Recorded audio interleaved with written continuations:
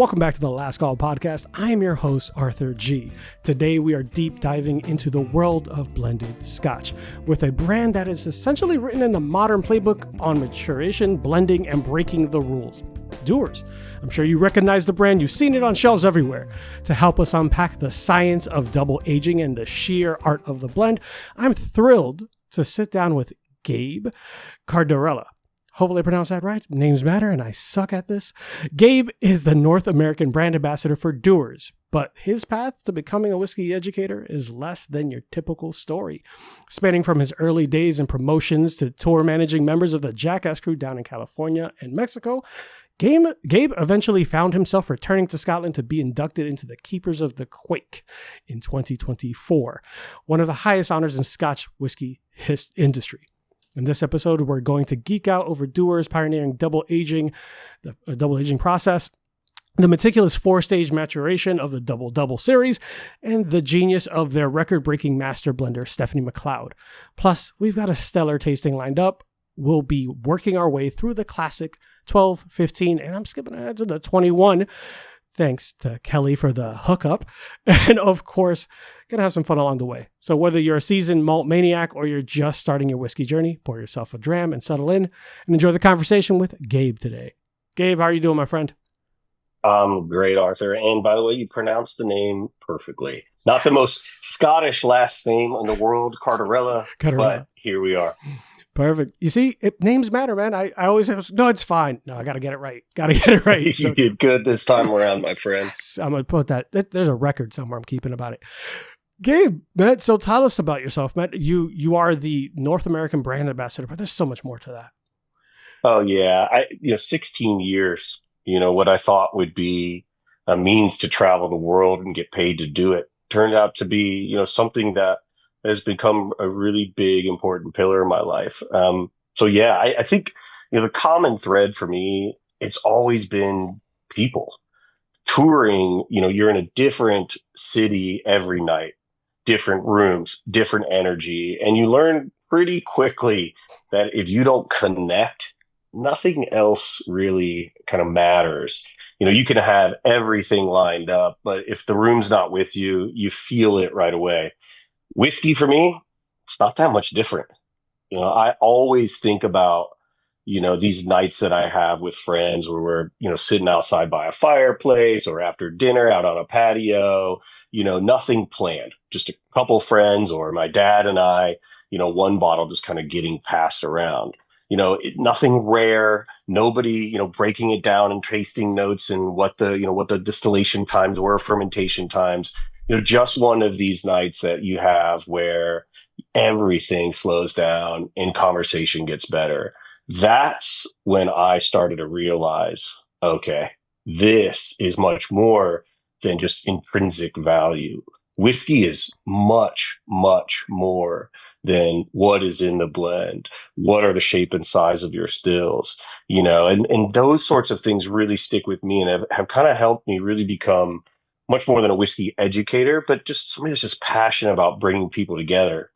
I've had better whiskeys, in my life since that maybe one fire pit whiskey with a friend. I'm sure it was a Dewar's white label, or perhaps it was, something that we didn't even really pay attention to. It was just whiskey at the time. Mm-hmm. But, some whiskeys that you consider better don't always stay with you the same way as the one that's just in your hands with friends and family. So, over time, I've started to look at this just as less as just education and more so as really a hospitality, passionate about both. But part of the job is to explain the whiskey, right? Like that's the baseline. Yeah. But if that's all you're doing, it kind of just stops there. The part that matters is making sure for me that it actually means something in the moment that you're in. And that's, I think, the difference between knowing a lot about the category, Scotch, whiskey in general, and actually caring about it. I've been around long enough to just where I happen to have both, which I'm pretty proud of. And in that 16 years, it's been quick, but it's been really special to see where a brand like Dewar's has been to where it's going. you do listen to the show, because exactly our point here, right? Like this, it's more than just a spirit and a label. Like we say it all the time, that you're making memories, you're putting pins in time. Like, hey, and that's perfectly said about, it should be more than education, because I think people who just memorize a script are often figured out quick, right? You know, when a rep comes and says, hey, I want to talk to you about this spirit. It's like, you memorize lines and you press and you talk a little bit more and tell me about this. And it's like, oh, I'm not sure. Oh, and you could tell that it's not something they're really passionate about, and they're just pushing a brand. It is, look, as much as I wish that I were, but my father's a physician. I'm not the one saving lives here. You know what I mean? This stuff is not meant to be taken too seriously, but at the same time, when you really care about what it can be, meaning it's much more than just liquid in a bottle. Once you start wrapping your head around this liquid is a conversation between time, people, and place. It's not just an age statement. So this isn't just me doing my homework on the show. This is me, how I feel about the whiskey. And when I talk with folks and I have them try it, I wish I could blindfold them, because I don't want to hear their preconceived notion. I just want to put it in front of them and say, let's talk. I think that goes a long way. I wish I could do it. Now, I think people would be a little uncomfortable with me blindfolding them before I put a whiskey in front of them. But you understand my point here. Drink this liquid. What? Right. Gabe? Like, what kind of party is this? What kind of ambassador is this? Yeah. No, but you're 100%. I agree with you. I think that there's a passion that you can tell when someone cares about a product. There's a little bit where I like to always give props and praise to the people who work so hard to make these spirits for us and to make it so we can enjoy it. To them, it's super serious business, right? To them, it's their life. There's their every day. They meticulously, but they love it.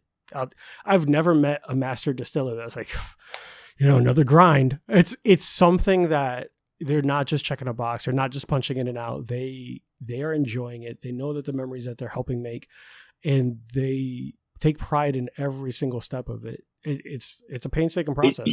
And you bring up an important point to make here. I'm not the one making the stuff. Mm-hmm. That for me is like talking to Stephanie McLeod, our master blender, and telling her, let's say she's a painter and I can't even draw a stick figure. You know what I mean? And telling her how to paint the picture. 100%. What they're doing, what my job is to ensure that what she's creating with her wonderful team out of Glasgow and the blending center in Scotland for Dewars, that it translates to not only what we're talking about now together within our liquid, our history, what we stand for, what we're passionate about, what our credentials are in terms of history and how we produce our whiskey, but to ensure that it's being represented to the best standard in which they look at the whiskeys in which they're creating in Scotland. So you have quite a responsibility. Mm-hmm. But again, I'm not the one making them. I certainly love them. Yeah. I'm a big Dewar's white label drinker, which I'm sure you were planning on asking me, and I'll get into the why, but later. But I think the beautiful thing that I found about this in my career is that, I thought my job was to kind of, dance monkey dance, go do this whiskey tasting, go do this. And I learned that I could create a style based on my own personal beliefs and trust and love for this brand that I found over the years. And create one that really resonates with folks and gets them to rethink whether it's perception of the category, perception of the brand, mm-hmm. and to challenge some of the ways that they actually think about what is good, mm-hmm. What is the best. And truly, the answer is quite simple. It's the one that's in your hands, first of all. But Dewars is really one of these brands that has had some of these interesting perspectives over generations that I love being in conversation about. And that authenticity isn't something that's created in a marketing department. People name their dogs after this brand. I've done tastings over Zoom during COVID for people's no-nos, their no-nos. I've done grandparents. I've met people's kids that said the first time they've tried it was this, and how they're attached to their relative through its history. And that is such an important piece to something that's important to me, which is nostalgia and authenticity. And that's not something that you can create or fake via good marketing. If you don't have it, you just don't. And Dewars is this brand that does. The thing that I've always noticed about brands like Dewars, especially, they become so synonymous. It's a household name that people sometimes don't always appreciate, and this is just honest, some people don't always appreciate the complexity of the spirit because there's always looking for the hot new item, the hot new it's like, but Dewar's is a staple for a reason, right? You've done something so long, so well, but you're still refining and redesigning and doing new runs of things, the double, the experimental stuff. There's like, well, it was a molten lava. There's a couple of things that come up. Oh yeah, the Stone Toasted series, very unique product, which I would be happy to talk to you about. You're pointing at something that's really, I think, important for this brand. You know, I tell people often that Dewar's White Label, specifically a brand that was built and brought to the United States in 1899, like this whiskey is more of an American whiskey than people's favorite American whiskeys. Mm-hmm. You know, this has been enjoyed for generations of folks. And, you know, there's 2 points that I want to hammer home. If it's good enough for your grandparents, it should be good enough for you. Number one. Yeah. And these are people, you know, that were walking uphill in knee-deep snow to and from work, like people of real grit and substance that decided that this whiskey from Scotland was one that kind of met their standards at that time. And when you drink a Dewar's product, you are drinking a piece of that grit and substance from generations before. And so, like, every time I order Dewar's White Label, look, we have beautiful whiskeys, but when I order a 12-year White Label particularly, there is this feeling that kind of you get with it. And it's this kind of, if you know, you know. You know, if you know this brand and you know the generations and the work that went into getting this brand to being a global brand and one that became, you know, very famous in the United States, number one at one point for many, many years in terms of volume of sales, then you understand that you are drinking something that defines cool for me, you know? So it is more than liquid in a bottle. Despite what you might think it tastes like, you are drinking history. Yeah. And there's a reason why it lasted the test of time, right? There's a lot of these flash in the pan, like brands have come and gone. And heck, even some brands that people thought would go nowhere have found their way out to exiting. So Dewar's stood there strong and it continues to innovate. I think that part of the reason why I was excited to bring on Dewar's is it's one of those, once again, when I said one of those brands that often gets like, oh, it's not the new hotness. It doesn't have a celebrity necessarily attached. It doesn't have this. It's like, but what is that? What is their actual style or substance? And I'd rather have the substance. And Dewar's still Dewar's still has the style with those other experimental collections and additions and doing something new for the newer generation. Oh, absolutely. You look at where the brand has gone in the recent years since Stephanie McLeod's, you know, first Master Blender of the Year 6 years ago, and then since then 6 years running, is really a testament to this is a brand that we respect, that we look after. We're very proud of its heritage, but where we're going is leading, not just follow it. You know, you mentioned Stone Toasted, you know, using these unique casks that are consistently toasted using magma stones, radiating heat consistently throughout from barrel to barrel from, you know, his producer using what he calls bio oak barrels at a Maison Musée, this cooperage. To use those as a first, it's outside the box. It is unique. And when folks look at it, like, I don't even understand what that is, you know? And that's what makes it unique. And if you're a collector, you know, you can go get different bottles from one distillery, or if you want to ask my opinion, why not go get something that you yourself maybe don't fully understand yet? Like I know which bottles I want on my back bar. It's unique things that I've never shown somebody or that I'm excited to share. Yeah. And that's what Stephanie's creating. You know, Dewar's is a household name. You go to any dive bar in the United States, guess what Scotch is going to be in that well? Dewar's White Label, you know, very trusted. Now, if you look at some of these really amazing places like, you know, Michelin star restaurants like Chef Gabriel Cardarella, you know, he's got our double 38 year on his back bar, a Dewar's product that's a blended malt. And then we have everything in between. And the idea is that you should explore. You should try these. And I would love to know what you think of them when you drop your guard down from saying, Dewar's, I'm familiar. What single malts do you have? But if you were to really just say, I'm going to sit down and let my palate decide whether I like this, not the marketing that's been driven in down my throat or my you know, preconceived notions, you'll be surprised at what this brand really delivers. You know, we always talk about this whiskey being a liquid to lips brand. And it's true. When people try us, you know, it's a bit of a jab, I will say. Sometimes they'll be like, oh, Dewars, I didn't know they made whiskey this good. And I'll be like, I don't know that I appreciate that fully, but I understand what you mean. You're not familiar with what we're capable of. And then when they try our stuff, it really just showcases what these blends can truly be. And I think you mentioned this a bit earlier, Arthur, is that, blends, some of the finest things in the world are blends, coffees, teas, wines, cigars, flowers, like these are some of the most interesting aroma filled, nuanced things that you have out there that happen to be some of the best out there. And I think for a lot of single malt folks that aren't familiar with blends or were raised kind of to think that blends are inferior, they should be reminded that single malts are blends. Think about it. It's multiple whiskeys from one distillery, from, multiple barrels from one distillery, or it's multiple barrels from multiple distilleries. And if your complexities you're after, imagine making a whiskey sourcing casks from all over Scotland rather than just from one distillery. So there's opportunity for a blender like Stephanie to really have a big palette to say, what is it that we want to do today, rather than being guardrailed by one single set of stills. So that creates an exciting opportunity for innovation. Yeah. And to your point, I think a lot of consumers nowadays are starting to kind of learn that just because something says single barrel or something says single malt or something like that does not equate quality. Same thing with age statements. I will argue till I'm blue in the face that just because something is 23 years does not mean it's better than the 17 100%. Or the 12 year or the 10 year. There's a time and a place for every spirit, but there's also nuances that don't always translate past a certain statement, or just don't necessarily have to. It doesn't equate it 100%. One of the things that I get asked a lot. Oh, sorry. Go ahead. I'm sorry, Arthur. All good. One of the things that I joke about is that one of my favorite whiskeys, an American whiskey, I won't say their name because I don't know. I knew that about you. Yeah. Is like a what would be considered a bottom shelf or something, a lower entry level shelf. I'm like, that's one of my favorite things possible. I keep it at the house at all times. People look at me.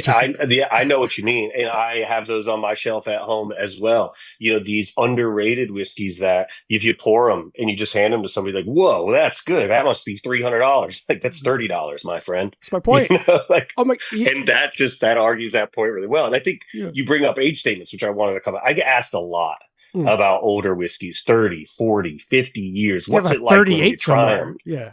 38-year blended malt we released. So it's the oldest whiskey we've ever released. We did a 37-year prior to that. Each one of them kind of having a DNA from the one before it and it paying homage to a different region. Amazing whiskey, limited collector, really showing kind of the skill of our master blender. But the way I see it is, these aren't just old whiskeys.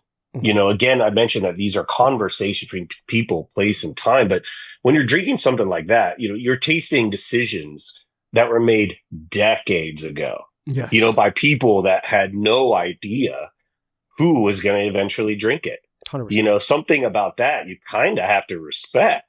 Yeah. And then you start thinking about when that liquid actually went into a cask. 38 years ago, Bon Jovi was living on a prayer. People were walking around in shoulder pads. Completely different world than the one we're sitting in now. And somehow that liquid, these older whiskeys that you try, they make its way through all of that and ended up in your glass. And I don't know that enough people are taking the time to say, that's kind of a strange thing when you think about it. Yeah. And that's what makes it interesting, not just the age. It's time you can actually sit with. It's a time capsule you're drinking. And folks will have to be like, give me the oldest. And I immediately be like, absolutely not. Yeah, that is not how you, the oldest is not the best. It is good. It is not good, better, best. It's a reflection of different moments in time. And that's why we have all this different range. It's to show you what this brand is truly capable of. And if somebody, when you offer them a 12-year Dewar's, it says, I'm good. I know Dewar's. And it said, well, have you ever had Dewar's 12? And they say, no. I say, you haven't. You really haven't had a chance to explore the entire palette of what this brand is capable of. And so I think that's what makes it really interesting. And in the age statement conversation, I really, really want folks to start thinking about, hey, what was going on in the world when this stuff was put in the cask? Then you kind of have this new lens and you open your aperture a bit to say, oh, wow, this is more like this deserves a little bit more respect than maybe I'm giving it. Yeah. And even the the thought process behind the styles of doing things and what was important to people at that time and different methods and different, like there's a historical value to it. And part of the reason why people enjoy, like I go on tours, there's only so many times I want to hear about a mash bill. I know that. There's only so many times like, oh, well, the corn, and yes, I understand. We'll never know the secret recipe. Tell me about the people who are making it. Tell me about the time. Yeah. And then there's kind of like my fiance and I joke about is like a telenovela. Like there's this, because it's interesting to know what their thoughts were, who they were at that point, and then what that translated to. And there are a lot of people, you talked about it, we've spoken about it. They'll never get to try the finished product. I have no idea what this will be like. My kid's kid might have it. Because like if it's 38 years later, there's at least 2 generations in there if things are going well. So absolutely. I think you bring up an interesting point, that I think I wish distillery tours did a bit more, and some of them will do it, but the people are really, I think that other ingredient that we're not bringing up here. And you look at one of our distilleries, Aberfeldy, which is really the spiritual home from Dewar's, not far from where John Dewar, our founder, was born. Mm-hmm. The folks that have worked there are generational too. Their parents worked there, and then their parents had worked there. And so there's a pride to it. And when I've done distillery tours in the past at our properties in Scotland, and I will bring the people out, I'll be like, what's your favorite color? Let's learn more about you. Mm-hmm. They're talking about what they're normally used to talking about, which is, our cut times and fermentation times in the process. And I'll be like, let's stop and get to know a little bit more about these individuals, because they are what makes you appreciate much, much more about these. And you have, it's like if you go to a show and you get backstage and you get to meet the band, that music immediately is one of your favorite bands because you had a chance to connect. And, our brands have the folks that work for it. Is part of the reason why I stuck here, why I've been with this brand for so long, is I love the people I work with. And that within any company or organization is one of the key pillars for a lot of folks. And for us, everybody that you come across at the Dewar's brand is passionate about it. From our VP to our master blender to an ambassador, we all want to see this brand grow in ways that exceeded our expectations. And because it has this real grit and substance of people that started it, of the same grit and substance. And we feel charged to kind of carry that through. Yeah. Well, actually, speaking of people and history and what got you there, I kind of want to go back a little bit to the life before you became a brand ambassador. Sure. So, because that's an interesting path. And I feel like almost everyone I talk to would not necessarily jump from tour managing to now brand ambassador. You're working with people, Johnny Knoxville, Jackass crew, and then you end up a brand ambassador. So why the transition? What changed? What was the moment? Apart from getting sick and tired of being tased in my sleep on tour buses. Was that really happening that often to even people? It happened from time to time. You could sleep through a taser if you were on those tours. They were exactly as their title explains. They held that title very well. And for me, that was very much. I was young.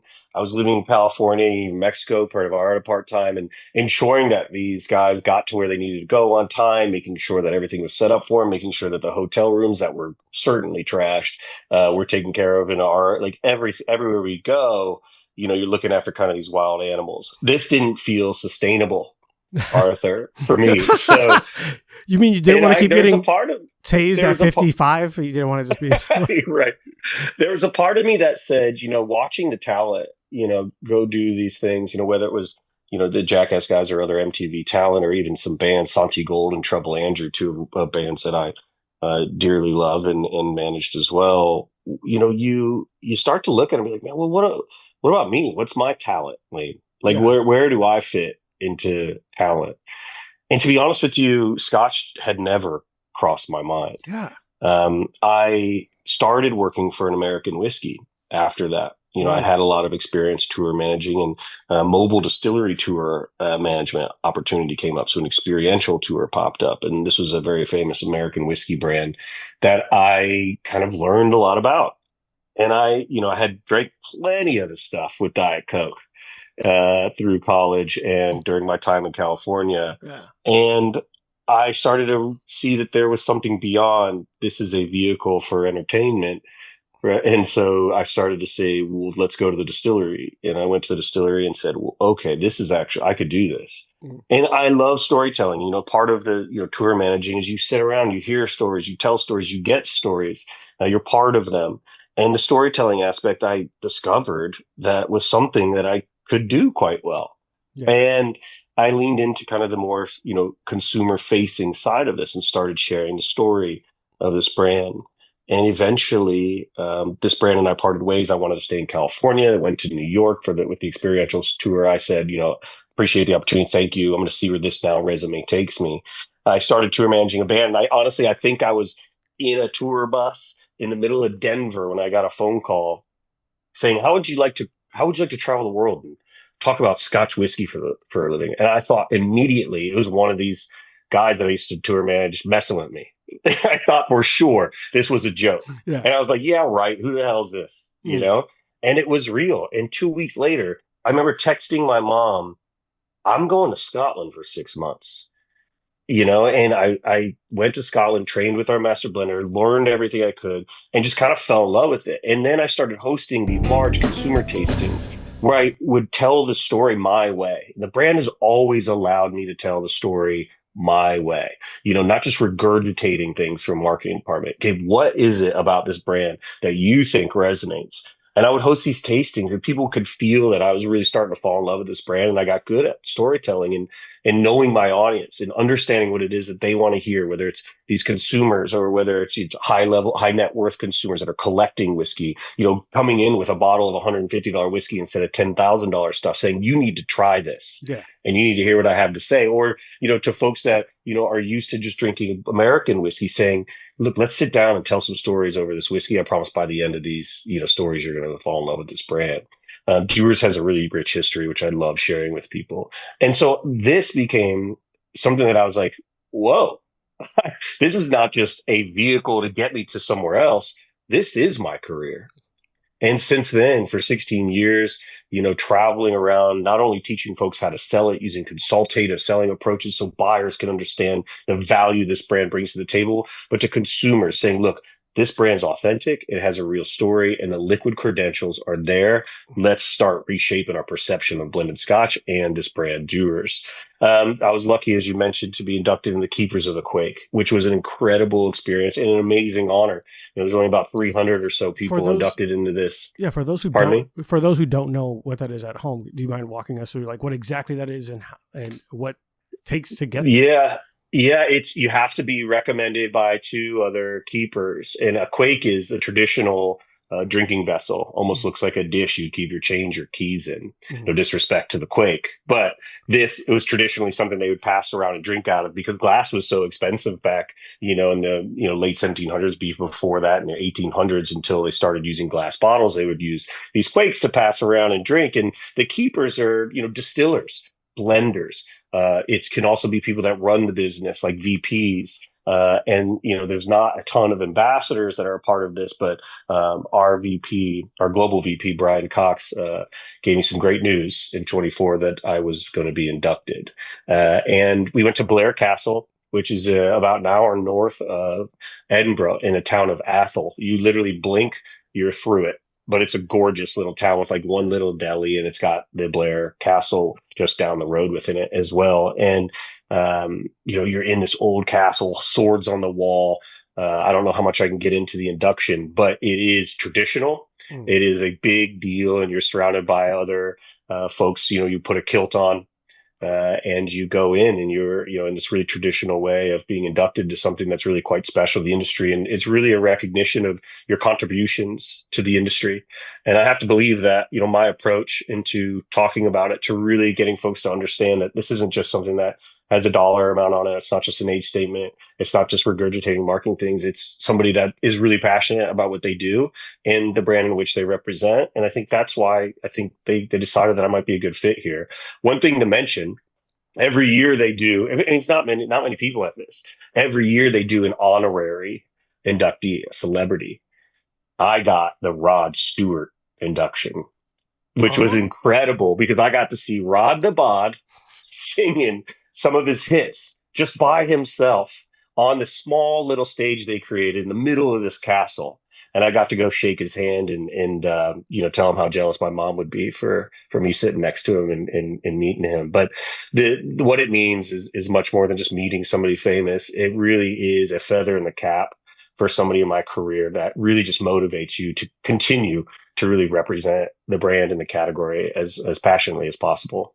That's a fantastic. Congratulations. I know it's 2 years removed Thanks. from getting inducted. It's still funny though, because like if I tell a family member, hey, what's new, Gabe? I got inducted to Keepers of the Quaich. Like, I have no idea what that is. I'm like, it's a big deal. Don't worry about it. It's a big deal. I'm kind of a big deal. But I'm like, it's fine. It doesn't get you any discounted movie theater tickets or on food or anything. Not with that attitude. For those that know, we do a dinner every year. You got to hang out in a castle, get a kilt, and see Rod Stewart. It's better than a discounted movie theater. It's almost unbelievable in a way, you know what I mean? But every year we do a dinner in New York City, and everybody comes together, shares some whiskey and stories, and it just is a really special thing to be a part of in the industry. Do you think part of the reason why you found so much success making that transition was kind of like the navigating chaos and navigating all the moving pieces all at once? Because it sounds a lot like herding. You said herding wild animals. I was like herding feral cats, because they have tasers. Sure. They're running around with tasers.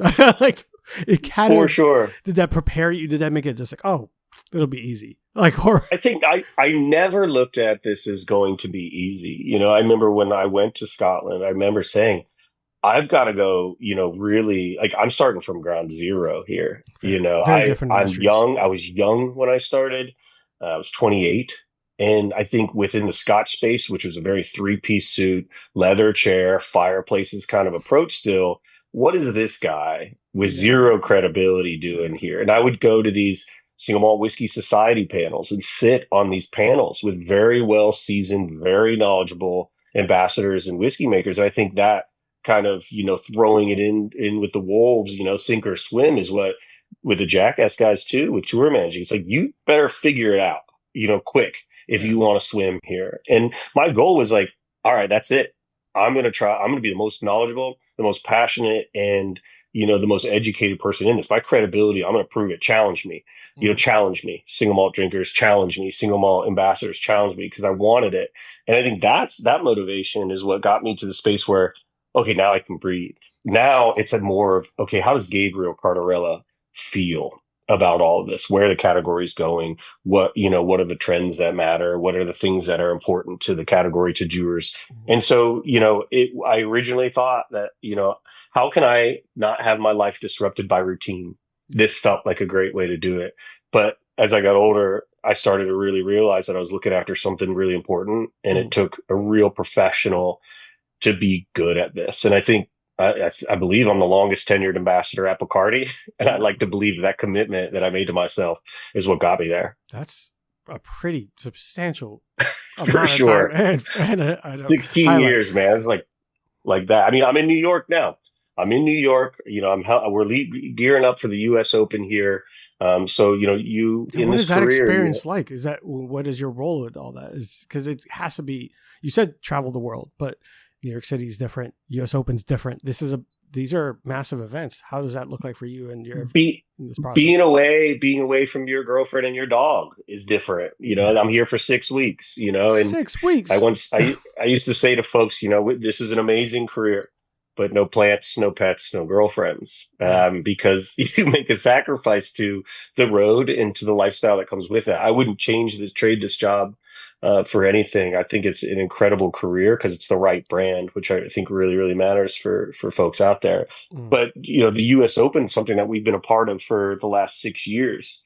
And that was a test in my ability to golf as well. Because I think in order to be a true pro ambassador, you've got to at least carry yourself on a golf course, which I've gotten a little bit better at. I've gotten a lot better, I'd say, over the last 6 years. But for Dewars, I know where it's I can never venture into. I guess I'll never be a pro. All I can do is drive the cart. Gabe, all I can do is drive the cart. I will tell you, like being out there with your friends, is, what it really is truly about. And the whiskey is just kind of, a blessing at the end of the round within that. And I think for Dewar's, it's important. We every year in our 6 years that we've been partners with the U.S. Open as the official Scotch whiskey, we released a limited release whiskey. So talk about some innovation within our portfolio. We did a 19 year. Yeah, I saw that. Are you familiar with why the 19? No, but I did see that when I was doing the research on the brand. It's a fun thing because it's tied to something real, like this is, again, like we're going into this as the official Scotch whiskey of the US Open. And every year we do a limited 19-year around it. This is a limited offering. This is not part of our core portfolio. Every year, yes, it's a 19-year whiskey, but it changes via a different way we finish it. It's a higher ABV. It's a different cask finish each time. So there's always a little variation year to year, but anchored in the same idea. And the 19-year age statement isn't random. It's a nod to what we call the 19th hole, which, depending on your round, is either where you're celebrating or where you recover and mourn your round a little bit. And that's where you go have a drink to kind of seal the bond. Now, for me, not less celebrating, more recovering from the round. But either way, the whiskey tends to show up at the right time. And it's that kind of round. And that's the kind of what I like about golf in general and our partnership within it. This isn't just, naturally, this is where whiskey and golf, they go hand in hand like they do with cigars. But with golf, it's like you can have a great day out there or a terrible one, but at the end of it, you're still on a walk with your friends. There's time to talk. There's time, or in your case, drive the cart, which is also fun. I agree. Time to, it becomes time to have a drink and the kind of thing that seals the bond. The whiskey becomes, really just part of that rhythm. So for the last 6 years, we've really tried to find ourselves to become part of this rhythm that isn't just, hey, have a nice drink. It's more about slowing down. Golf is not just about the numbers that you put on a card. It's about the time that you're spending with the people you're doing it with. And so I think the round doesn't really end at 18 for us. For us, it ends at that 19th hole, which is the whole ethos behind why we did this whiskey. Now, this year gets a really unique twist on it as well. Cask finishing you're familiar with. Yeah. Now, Stephanie is not only is she into unique cask finishes, like we talked about stone toasting, she did the world's first mezcal cask finish, an illegal mezcal cask. And I know you like your mezcal. Yeah, definitely. Which was a unique product. And so this year, rather than saying, well, let's do, it's in the Hamptons this year at Shinnecock, the tournament on Father's Day weekend. And this year, rather than saying, well, let's finish it in, say, a wine cask or a sherry cask or an ex-bourbon cask. Okay. She went hyper local and sourced Cabernet Franc casks from Wolfer Estate, which is just down the road from Shinnecock. And so this whiskey that's now finished in these Wolfer Estate casks, Cabernet Franc casks, it's got the Shinnecock logo on it. Doesn't get much more hyper local than that. And you talk about time, people, and place. Now it's really bringing that together in a much more localized format, which I think is so fun.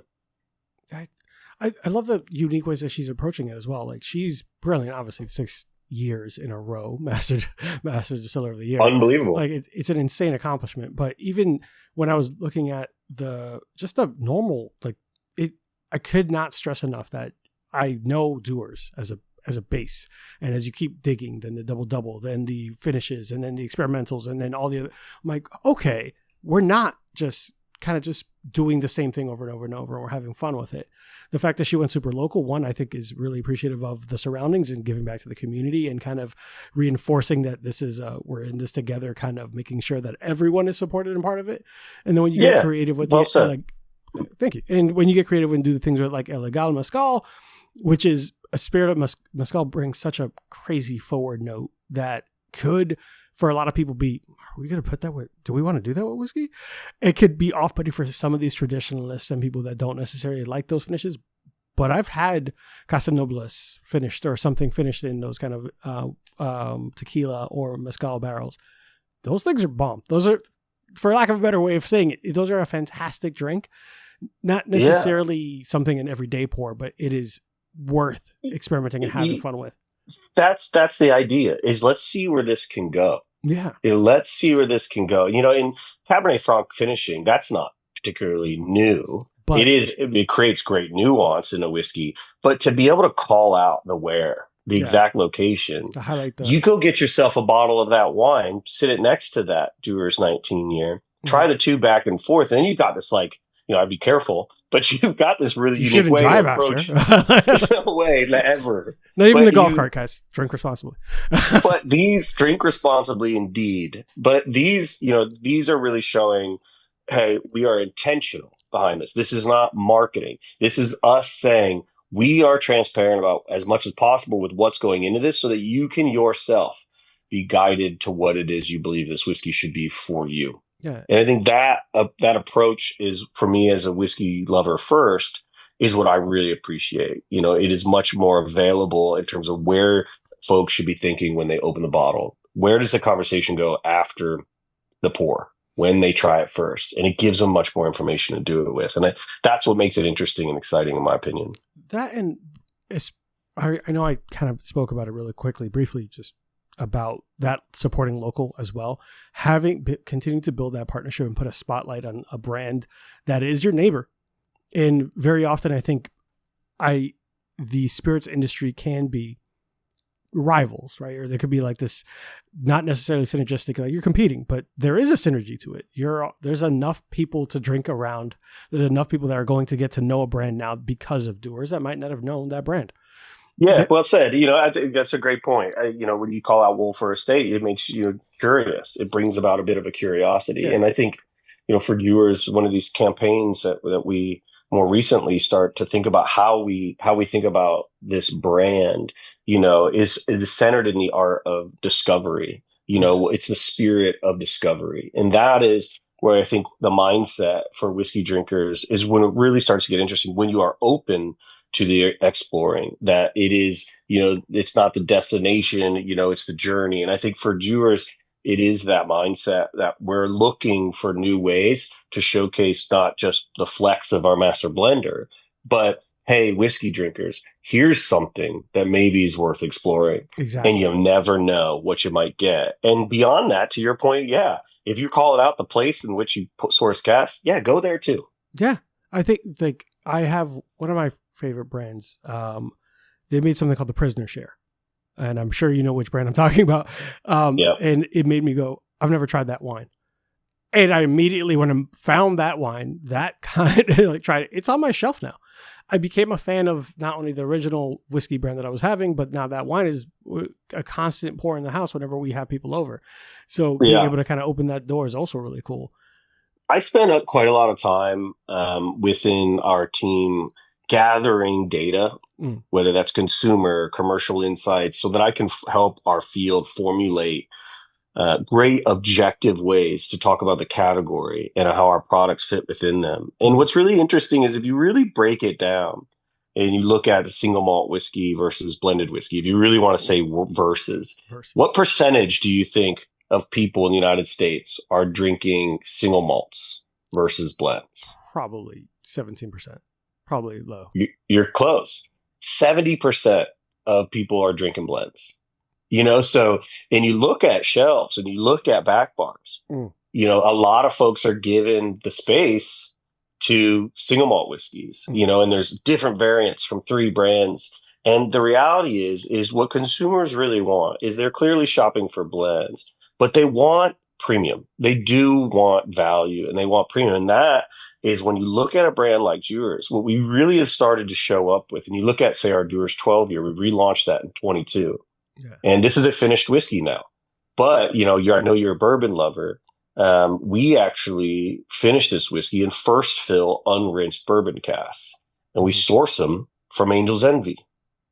And so this whiskey has... Is that on the bottle? No, that's not on the bottle. It says double aged in first fill bourbon cask. Now, double aging is our way of paying homage to a process that we pioneered, but it is a finishing process. These are unrinsed, literally disgorged Angel's Envy bourbon.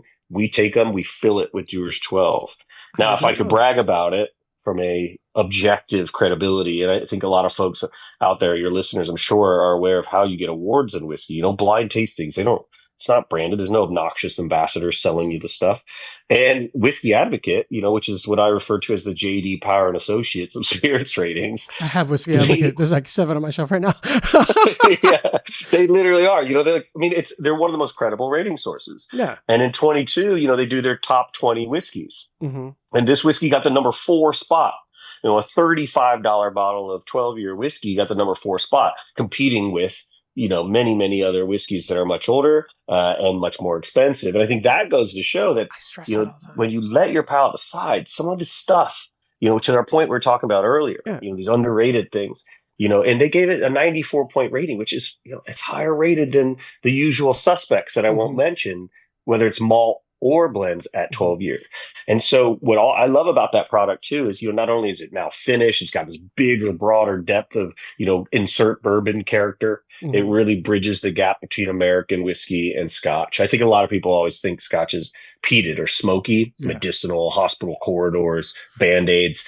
Our whiskeys corridors is the first I've heard that one. I've heard Band-Aids, but hospital corridors, that's hilarious. I'll tell you a story about those tasting notes in a second, but we generally source our whiskeys from the Highland and Speyside region, which are known for orchard fruits, apples, oranges, raisins, pears, stone fruits, a lot of sherry-driven character as well, vanilla and then honey characteristics. So we, with Dewar's 12, you put that in a Angel's Envy cask and you finish that. Now you've plussed up all that sweetness in it. So if you're a bourbon drinker and you're saying, okay, look, Gabe, you got me. I'm gonna try some Dewar's whiskey and I'm gonna try that 12-year. If you're a bourbon drinker, I'll bet that you're going to be like, you would probably, if you were honest with me, you'd be like, damn, I didn't know I was a Scotch drinker, because these are the whiskeys that bridge that gap so well, still nuance, a lot of complexity, up to 30 different whiskeys in there. But, you've got a whiskey now that really bridges that gap well. In the tasting note thing that I wanted to bring up is there's this great whiskey writer, Charlie McLean. And Charlie is really the voice of Scotch from when I started in the industry. And I was lucky enough to have dinner with him. And we went to this place called Vintner's Rooms, which is no longer around. It's in Edinburgh, but you walk downstairs and it looks like if a cool vampire had a best whiskey collection you've ever seen. This place was just a dungeon. And I was sitting in this candlelit space with one of the best whiskey writers, him and Dave Broom. I mean, shout out Dave Broom. He's also probably my favorite modern whiskey writer. But Charlie's a storyteller. Everything he says is, Scottish accent just oozes story, and he has you listen up to everything he says. But he hands me all these whiskeys. We tried, Ardbegs from the 60s and all these different malts, Aberfeldies and all our other distilleries, Kergellicky, Altmore, Brackla, and his tasting notes, which I had yet to really wrap my head around, because, nosing a whiskey is so difficult at first to put your finger. It's like, whoa, it smells familiar. That's like how you start. Right? Mm. This smells familiar. There's something here. I can't put my finger on it. Yeah. But Charlie would hand me a whiskey. I remember this one in particular was like an Ardbeg. And Ardbeg's phenol count is so high. This stuff is super peated. And he goes, burnt tires. I smell this and I was like, holy shit, that's burnt tires. That says, now I was like, now Charlie, why would somebody want to drink it? And he's like, you'll see. And he's right. Like down the road, you get this palate for it. Mm-hmm. These things are like salty and briny and smoky. It's like you want to eat barbecue with them sometimes. But then he'd try another whiskey. I forget which one it was. It might have been one of our old blends. And sometimes you get leather in whiskey. You get like this kind of leathery note. And he said, 66 Mustang Fastback. And I was like, all right, now you're speaking my language. I'm a Midwesterner. I like old trucks, and things like that. And I think what he showed me is that whiskey tasting notes, while they're interesting to help ground somebody in what it is that they can start thinking about, it doesn't have to be a thing. It can be a time. It can be, let's say, it reminded you of a dish that your grandmother or mom or somebody cooked, the smell of a home once, or the backyard, fresh cut grass, these types of things. And Dave Broom, this other whiskey writer, he that I mentioned earlier, he actually taught me the best way to approach this, because when you do tastings, generally speaking, if you were to start saying tasting notes, people will just say, I agree with you, probably because they're afraid to be wrong, but I try to make them, but at the end of the day, I tell them there is no wrong answer. Now, I don't want you telling me that any of our whiskeys taste like a gym bag or no smell like a gym, but I think the point is that these are very personal. And Dave Broom said, rather than thinking of a thing, first try to ground yourself in a time of year. Yeah. Is it winter? Is it spring? Is it autumn? Is it the middle of summer? These types of ways are so fun to that when you start trying to understand whiskey, it's like throw it all out the window. It's personal to you. When you start writing them down and start revisiting the whiskeys and looking at your notes before is when you start getting good at it. But I also have a hard time with a lot of romance copy in whiskey tastings where it'll be like, the sun is setting in the Scottish Highlands and a deer just happens to hop across. Like, what are we talking about here? This sounds like a Bob Ross painting. This isn't whiskey tasting notes. Bob Ross. Yeah, but I agree with you. I do like the fact that the whiskey writer kind of spoke to times, because I hear all the time, like, this tastes like stone fruit and cherries.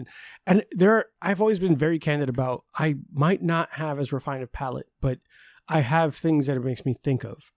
It might not necessarily be the refined palate. Yeah, but I guess in the descriptive nature, it's like, I don't know that I could discern necessarily when I say baking spices, I could taste cinnamon. I don't know every baking spice you're referring to. I don't know.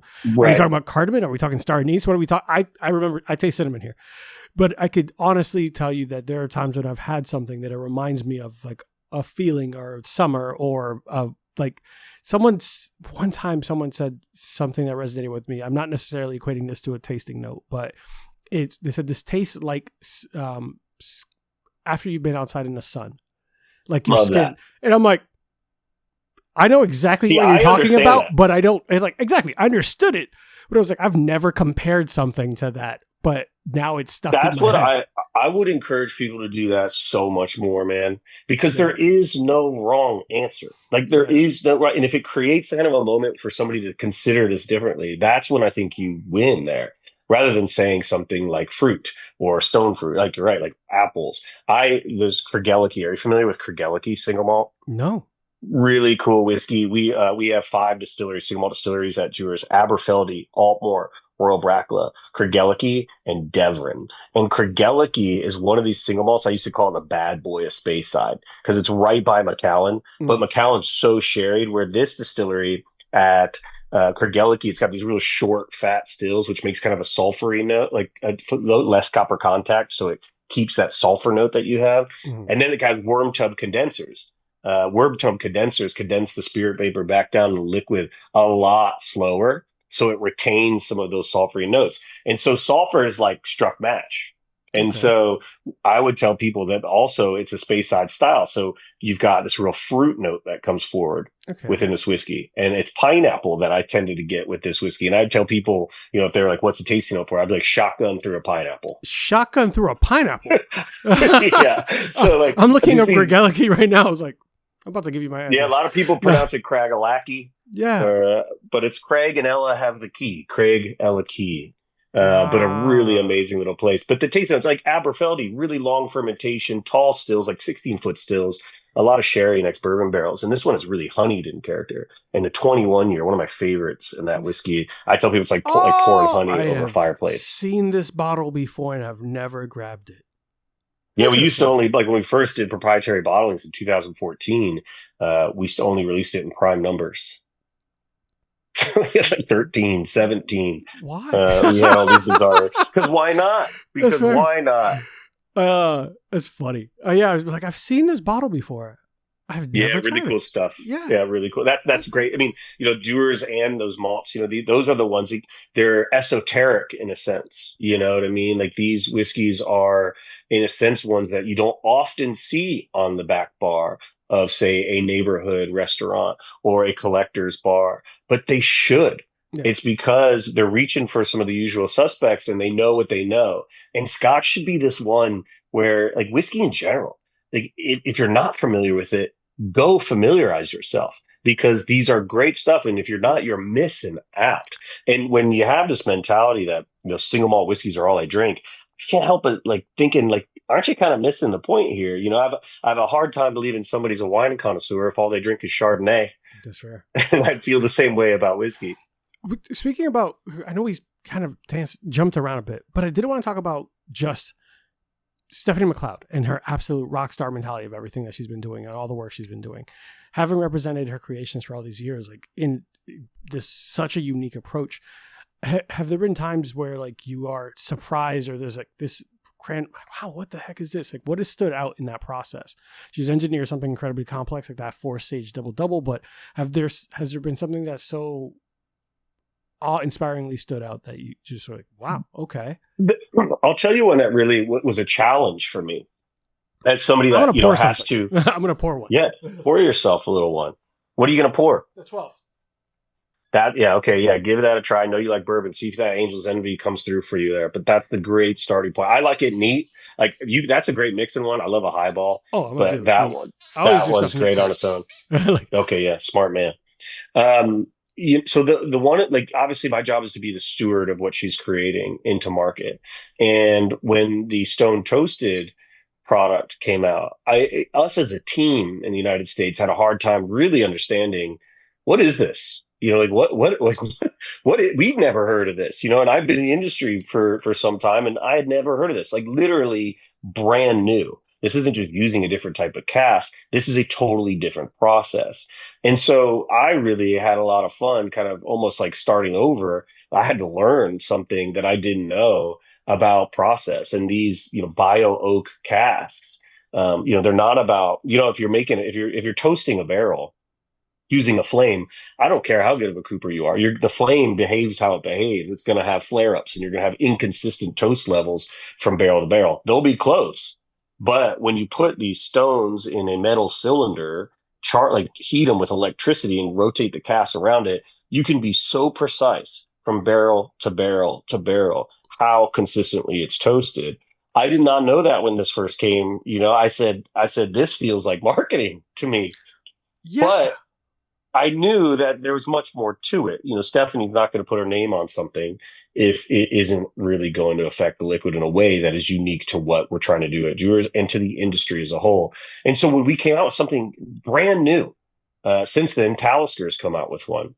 I think there's something really flattering about that coming from a brand that's so well respected like that. But, that was a really, really fun challenge to say, we're talking about something that Scotch hasn't even done yet.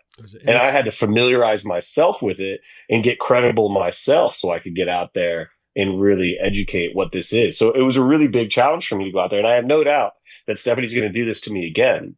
And that's what that's what keeps it really exciting, is that you don't know what we're going to do next. Only Stephanie really does. And, I've been lucky enough to try some of the samples that she's working on, some of her works in progress, if you will. And I won't reveal what those are, but there are some very exciting things out there that I've had the chance to try that I think folks are going to be really excited about. And I think that's why now is a perfect time to familiarize yourself with the brand, because where we're going is really exciting. She looks around and is like, everyone's comfortable with what I just made? Okay, try this. And just some yeah. I need you to learn this. Like, what? That's why I like working for this brand has been so exciting. Yeah, that 12-year? Yeah, that 12-year.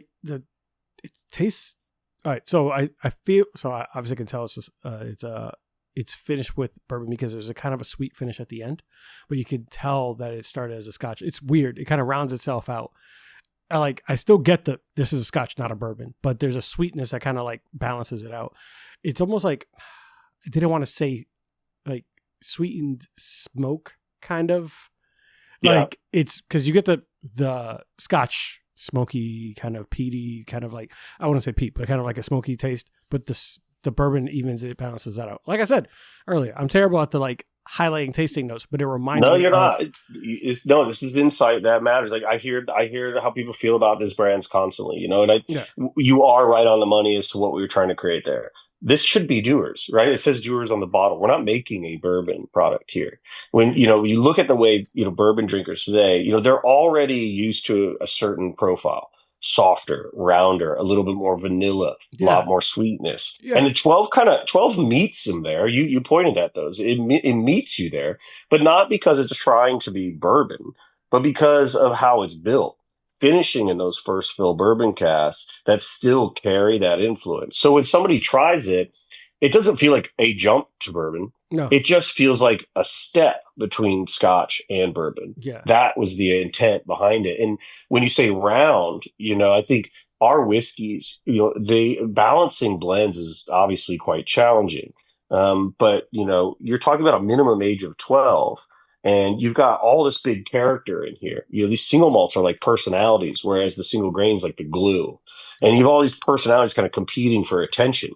And what Stephanie managed to do, no matter the age statement, is keep them all kind of in that conversation where when you revisit it, if you add a dash of water, if you add ice, it changes and develops.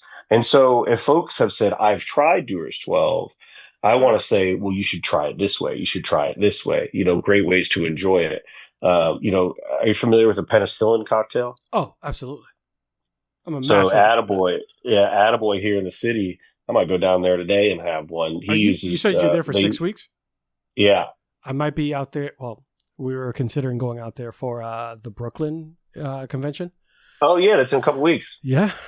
June 9th. Well, you get on out here, author. Let me get you a penicillin, my friend. Okay. Which you'll be excited to know is that Attaboy is using Dewar's 12. I've been there before, because they believe that character really kind of fits really well. So whether it's a cocktail, neat, or anything, the beautiful thing about Dewar's 12 is that you can mix it. Forget the only drinking it with a dash of water or neat by a fireplace rule that Scotch has had for many years. This stuff is meant to be enjoyed however you'd like to enjoy it. One of the jokes I've made this joke because I like to make a featured cocktail using spirits that we speak about. Mezcal, you can make a cocktail. Tequila, you can make a cocktail. Bourbon, rums, vodkas. Vodka tastes like whatever's in there. Puccin, everything. Like there's a bunch of spirits that people don't. Cachaça, like all these things that people don't really mess with. You can make cocktails all day, but Scotch always seems to throw people off if you make a cocktail with it. Like, what are you talking about? The penicillin is one. I've actually made what's essentially a daiquiri with Scotch before. Like I've used Blood and Sand. I've used a couple of other like blended Scotches and all this stuff. Blood and Sand's great. Yeah, it's Blood and Sand's really great with it. I mean, Cherry old herring. fashions. Just try it. You could do for me, it's like Gold Rush, a Gold Rush with for sure. Yeah, I was never a bartender. But I do have opinions of things, and I love sharing them. But well, not a bartender, but I've drank a thing or two. Like I'm lucky enough to get out there, and I get to try a lot of the interesting things that folks are doing out there. And I think the penicillin was one of those ones for me, even, and for folks today. That's the one that you'd be like, "Whoa, there's Scotch in this," And even a highball, man, like Dewar's White Label. Like not all whiskeys, like you probably know about bourbons, like a lot of bourbons and soda, just they don't get along well, but Dewar's White Label and soda with a lime, it's like a whiskey White Claw. It's like a light beer. It's crisp and it just works. I mean, it's Dewar's and soda. It's like chicken and waffles. You wouldn't think, but it works. Yep. Like these two are just meant to be together. And any of your listeners, next time they're out and they're just looking for something that's sessionable, that's a long drink, that's cold, Dewar's White Label or 12-year and soda with a lemon in it. It'll be beautiful. The easiest cocktail video I've ever made in my life. It will be beautiful. It'll be the easiest cocktail. No, I'd like to challenge you. I think you should make something very difficult that has some sort of So I had some. Tincture. I'll tell you. I'll tell you after the show because I had some ideas. I had some fun, random ideas because we do have a series that we're working on called I should make a drink to that. So I'll give you a little. I think that's a beautiful thing about series like that is you find yourself questioning, have I been enjoying this wrong? And that's why any cocktail, I don't care what's in it. If somebody hands me something and says you got to try this, I'm trying it because I don't know what I don't know. And Scotch is very much in that lane, especially in the cocktail world. A lot of classics that people lean to, but it fits in all sorts of different things. And I've tried some incredible cocktails out there that folks that have used the brand, folks that we've partnered with. We've made ice cream with Dewar's 12 from the Penicillin to Highballs, and they're all fantastic. I mean, I feel like a slushy Highball or a slushy Penicillin could be a whole vibe. I got the name for you already, Arthur. What? Penicillin. Somebody write that down. Wait, we are writing that down. Hey, guys, that was our idea. So when me and Gabe make it big, right, the Penicillin. There you go. Patent pending, trademark, all rights reserved. No, but all jokes aside, I think that's actually really fucking good name. Sorry. It is. We're an hour in. That's it. But it's like we're an hour in. I can curse. It's YouTube rules. The Penicillin is a fantastic name. I'm going to probably borrow that. That's probably the Yeah, go for it, man. Just as long as you use Dewars, you're welcome to use these Of ideas. course. That's the whole goal. But I think We've done frozen variants of it before. We've got the official cocktail of the U.S. Open as well, the lemon wedge, which is a highball, which is just soda and 12 with lemonade in it. yeah, More that's the soda than official drink of lemonade, and yeah, it's the official cocktail of the U.S. Open with Scotch, and we actually even can them for the Open exclusively for that market. So it's a really good opportunity for people to kind of have a commemorative thing during the tournament, but one that they can walk around in. And we all know that RTDs are doing quite well, so we're part of that game a little bit. yeah, But that's with Dewar's 12 in it, so it's a yeah. really elevated RTD. I'm going to keep that in the dock for the lemon wedge. But I think that one of the things that are important when you are even using things like Scotch in a cocktail is always going to be that you don't want to hide it. The goal is not to hide the flavor that comes through. So when you're using something light like soda or something, it's just elevating it. So a good spirit doesn't need to be masked. If you're masking it, you're masking it, then it was a bad spirit to begin with, which is, hey, look, there's a time and place for everything. Yeah, I mean, I couldn't agree with you more, man. You said that well. I mean, for me, cocktails, I want to taste the spirit. Now, there's what bartenders are capable of today. If you look at places like, Attaboy or even Schmuck, Sip and Guzzle. These folks are making things that I've never even considered. Now they're the pros, that's why. But they'll use our whiskeys in ways that never cross my mind creatively, and they're making them fun and approachable. And it's no longer bow ties and 3-piece suits. And you'll drink this because we say you will. It is. They'll do a shot and a beer as much as they'll give you something that uses so much time, effort, and creativity to create. Even like places like Bar Snack, which is just down the road from me here. What Ian's doing over there is just incredible stuff. So cocktails these days are at least getting more experiential, a bit more theater in them, but super, super crafty as well. Yeah. I mean, you said something that made me laugh because I had an offshoot thought when you said like, oh, bow ties. And I was like just showing up with a monocle and being told, right, this is the best thing you've ever. Like, oh, hello. I had to wear 3-piece suits when I started, so I had to fit myself in it, and I knew in the back of my head like this isn't me. And today, the modern Scotch drinker doesn't have to be. It doesn't have to be. There are no rules. It's whiskey from another part of the world. It just so happens to be some of the best weather in the world for making the stuff. Yeah. That's one of the things that we actually noted before when we talked about the difference between whiskey with a Y and whiskey with an EY, and depending on the geographical location of where it's being created and what's the difference in temperatures and all that. So we've actually done a brief little segment on that. There's a Gaelic word for it that I love in Scotland. Do you know that word? No. It's like one of those words that sounds like what it is, and the word is dreich. And if somebody said it was dreich outside, I'm not so sure that I would believe it's going to be a beautiful day. And it's meant for that like rainy kind of gray day. And that weather is so consistently throughout Scotland that it's just so ideal for Asian thing. Man, I promise you, this is going to just be a brand partnered tour when we go. My honeymoon's going to be in Europe. And we have like, oh, we want to stop at this distillery, do all that. It's like, she does want all we need is a black car to get there and a VIP tour. We'll take care of you out there. Aberfeldy is one of those places that I would go see even if I weren't into Scotch. Like there's this amazing hike, the Berks of Aberfeldy. People are like whitewater rafting and fishing and hiking. It's just this gorgeous little, quintessential Scottish town. But you need recommendations on a good chippy, I got you. I 100% will let you know because I definitely need it. I got a whole list. Man, you have, by the way, I'm jealous. You're in New York for 6 weeks where there's like a list of the world's 50 best bars and like 10 of them are near you. Like it is a wild situation. So definitely I just want to bring up shouts to Attaboy. If you do like tiki cocktails, we have really good friends at Paradise Lost. So if you stop in, let me know and let them know that Arthur from the show sent you. Look for Arthur. They did a frozen penicillin once, I think. Really? Are they in Brooklyn? No. I thought they were in Midtown Manhattan. Paradise. Maybe Lost? I'm thinking of somewhere else. Oh, good. But if you do go, let me know because I know people there and they're really good people. Oh, I will. But we are getting towards that end. I have 2 closing questions. I have 2 of my favorite questions. It's the desert island dram. If you were stranded on a desert island and could only bring one expression of the Dewar's portfolio, past, present, or rare limited edition, what is the bottle and why? I mean, desert island. Well, look, water first. That's the Everything else responsible, is you're just by responsible answer. yourself. Just to keep, you got to keep the story going a little longer. Yeah. So I'm going to need some water. After that, like I want a One. bottle of Dewar's White Label from like the 50s.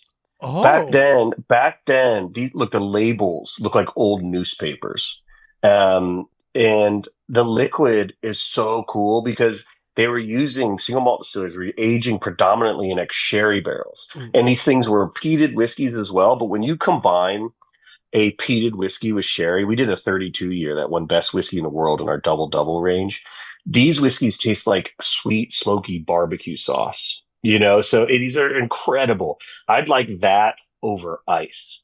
But Okay. in my version of this island, there's an unreasonable amount of coconuts. So I'm going to cut those open and I'm going to top that off with coconut water. And if you've never had that, Arthur, go to the Caribbean, go to Puerto Rico. When I go there, you will find out that coconut water and whiskey, Scotch particularly, is what they've been drinking it that way for generations on islands. So they're probably on to something. I'm looking at the You old know, white label, and it's such a very different label. oh yeah, it's literally like an old newspaper. They're so cool. I've got some, Yeah. like, occasionally I'll see them at auctions and I'll pick them up and I'll open them at the right time. With folks, friends, and family. But I think for me, yeah, that's got to be it. Water for sure. Yeah, Hopefully, there's a little bit of ice, coconut everything water, else will be Dewar's fine. White Label. I'd be sound as a pound. That is a fantastic answer. And honestly, the 50s made it a very unique. And I have coconut water. You just I'm given gonna me. I'm gonna think about this for the next 30 minutes. My answer may change, but that feels pretty good. That Shoot one. me a message if it changes. Like All right. amending the show. Like no. And last but not least, I do like asking people. Is my favorite one of my favorite questions. It is, what is your deathbed cocktail and why? Oh my God, that's so hard. And the reason why I ask is you'll be surprised what people really, because I'll tell you after, but I've had bartenders that will tell me I want a Busch Light because they spend so much time making beer, making drinks and all this that they're like, I just want something simple. Like okay, this is going to be off a little bit okay. from a cocktail, but one of my fondest things, like for me, it's just like you think about deathbed, you think about wanting your family around you, and I think some of the best conversations I've had is, with my family over a cup of coffee in the morning, whether we're at the lake together, even when my grandmothers were around. It's like you start your day with what's the day going to be like? You laugh a little bit over a cup of coffee. We're Italians, we're always laughing, everybody's talking over each other. And, I'd love maybe some Irish coffee, but I'll just take the cup of coffee and, that family, like remembering those conversations around them. But man, if it had to be alcohol, and this is not on brand, this is personal, it's a Busch Light. Did I really? Did I hit that? No, dude, like I love a Busch. Like it's funny when I want a beer. Sometimes I'll literally go to the bar and just like, please give me something ignorable. The sweet is never as sweet without the sour. Yeah. These chefs that are Michelin chefs or these folks that work at great restaurants. Like a peanut The butter reason sandwich. they go out and eat a cheeseburger after work is because they're tired of being surrounded by their food, Mm-hmm. as good as it might be. And so I feel that very much so. So let's say the death of my career might be just, I've had all the whiskey. Give me the Busch Light. Cheers to that. I like that answer. I like the you know what, it's just I'm done. That's what I want. No, but I appreciate you getting on with me, Gabe. I know that man, it's been a pleasure. It's honestly been a bit like therapy, Arthur. You're good at this. I appreciate that, man. You were great as a guest, man, and I know that you have a lot more information, so if you ever want to come back on, I do still want to do the tasting. I know we're just limited, so we probably connect later on and see if you want to go through. I'll see if I can even get my hands on the Lava Rock one. I don't know. Yeah, there's the Stone Toasted. Look, man, I think at your leisure, try that 15. That's Stephanie's first edition of the portfolio. A 15-year whiskey you don't see very often. Think of it as soft but long finish. We got time for one. I mean, you could add them in. No, we got time for one more. Cut something else out. Go. Well, we got time for one more. The 15-year special, because you don't see many 15-year whiskeys, and that was Stephanie's first addition to the portfolio. It's funny, in China years ago we did a 2010. It was a blended malt 15-year because a lot of the way that they enjoyed their whiskey was with green tea. Now this is not a blended malt, But I think Stephanie wanted to adapt some of that flavor profile, that sweeter profile that carries a bit more body into a 15-year whiskey, which you just don't typically see on the shelf.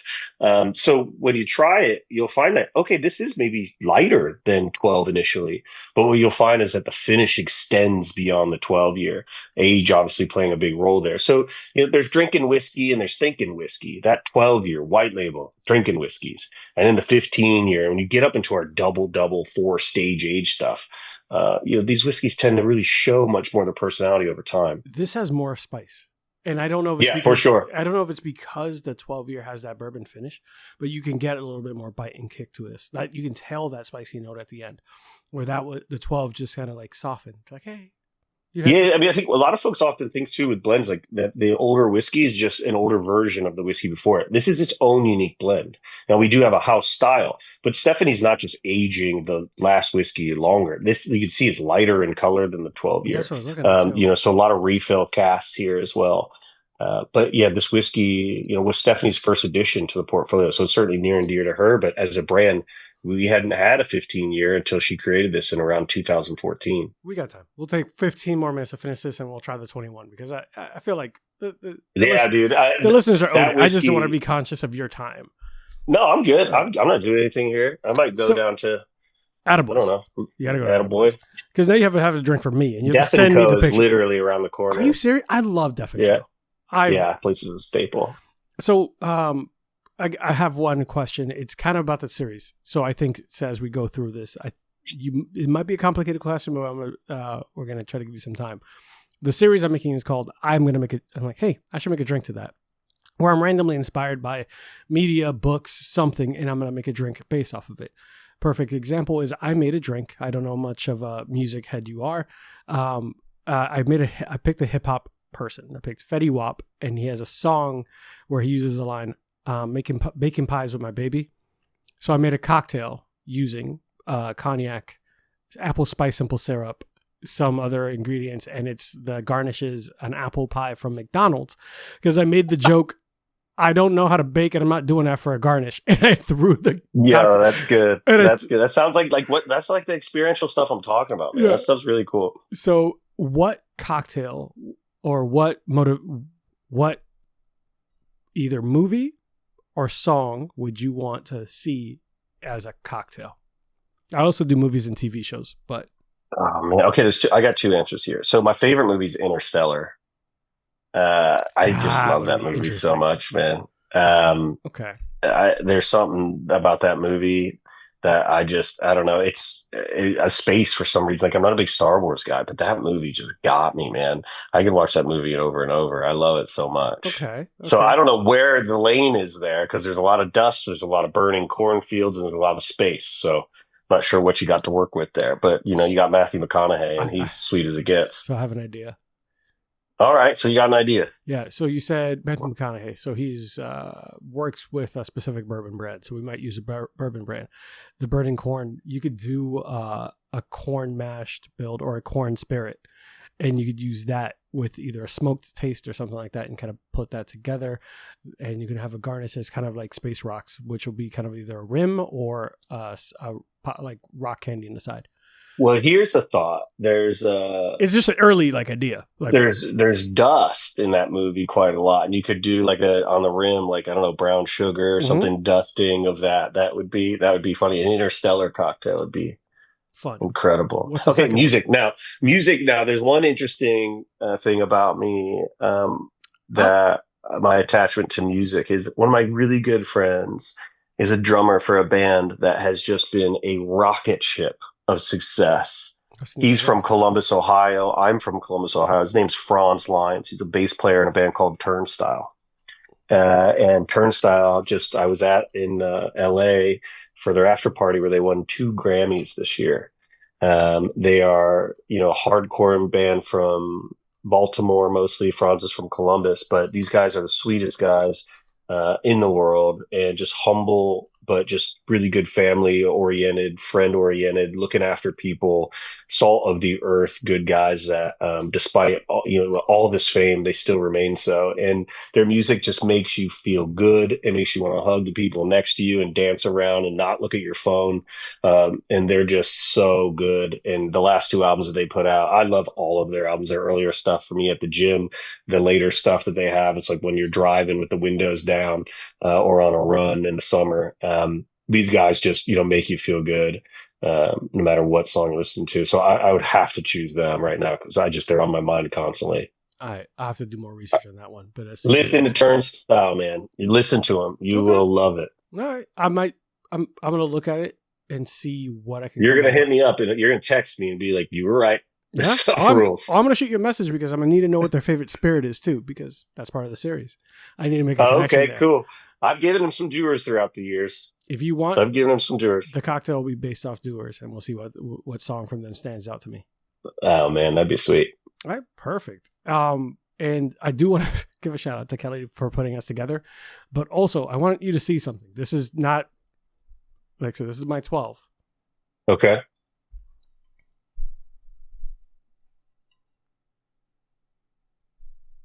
Is that your 15? Yes. Get the big dog. Yes. Thanks, Kelly, for hooking us up with the biggest bottle I have in this house. Look, we had Dewars. Kelly obviously knows this, that we like sharing. So there's plenty of Dewars 15 and 12 there for you to share. Yeah. Big shout out to her. It was a surprise. I was like, oh, okay, this is not a game. But we like taking care of folks, man. It was a pleasure having you on, Gabe. And mine too, Arthur. I repeat, I'd love to come back, when you'll have me. But this was really great, man. You're really a pro at what you do. Respect the work that you're doing here on this podcast very much, and the guests that you've had on it. I'm really honored to be a part of it, man. Of course, man. It was an honor having you. I know that you have been in the game for a minute, so for sure, a plethora of knowledge. And Dewars is a highly recognized and respected name. So it was a pleasure even getting to pick your brain for some time and getting to know more about the process and everything that you guys have been going through. Our pleasure, man. Look, if anybody takes anything away from this at all, it is go try our stuff. If you see it on the shelf, try it. You will enjoy it. It is a liquid lips brand that, with a ton of heritage and history. And I love sharing it and want to hear that more folks are out there just letting their palate decide what it is they like. 100%. Tell people where they can find you, where they can support you, and where they can keep an eye on, everything Dewars has got going on. Yeah, man. So you can keep an eye on my antics personally and professionally on Instagram at G Cardarella. Just the first initial, my first name, my last name. You see a lot of videos of my dog and the food I eat and some of the adventures within the whiskey space as well. Dewars has its Instagram page as well. You're welcome to follow that in the U.S. and globally, and keep an eye on the U.S. Open right around the corner. We're going to be there. Awesome. When's the U.S. Open again? Father's Day weekend. So it's the week of the 16th of June through that entire week, man. Great golf, good whiskey. Be right out in Shinnecock in the Hamptons this year. Perfect. Awesome, man. Well, for everyone listening at home, please, drink responsibly, pour up something nice and pour up something new. Try it. Give the, especially if you are unfamiliar with their game. I'm trying them right now in real life, and they're fantastic. The 15 surprised me. That 12 might have me. for yes, sir. Some time. I hear that a lot. But make sure that you're liking, subscribe, share with your friends, pour up something nice and make some memories. And remember, always drink responsibly. At Arthur at Last Call, we're going to be releasing that series for the summer as I should make a drink to that. And hopefully you guys enjoy. But in the meantime, if there are cocktail ideas, recipes that you would like to see, or something that you're like, hey, you should try this out because I want to get your thoughts, let me know and I'll pick it up if I can. Always looking to try something new. Take care of yourselves. Be good. And see you guys next week. Bye, guys. There's nothing quite like mixing up a refreshing summer cocktail or pouring a neat glass of your favorite spirit and stepping out into your patio as the sun goes down. But down here in Central Florida, we all know the one thing that could instantly ruin that perfect evening vibe: mosquitoes. You're just trying to enjoy the tasting notes, and instead you're swatting away the local wildlife. That's why I'm thrilled to partner with Burn Termite and Pest Control. Summer is right around the corner, and Burn is here to help you reclaim your backyard. Their targeted mosquito treatments are exactly what you need to keep your outdoor spaces comfortable, relaxing, and bite-free all summer long.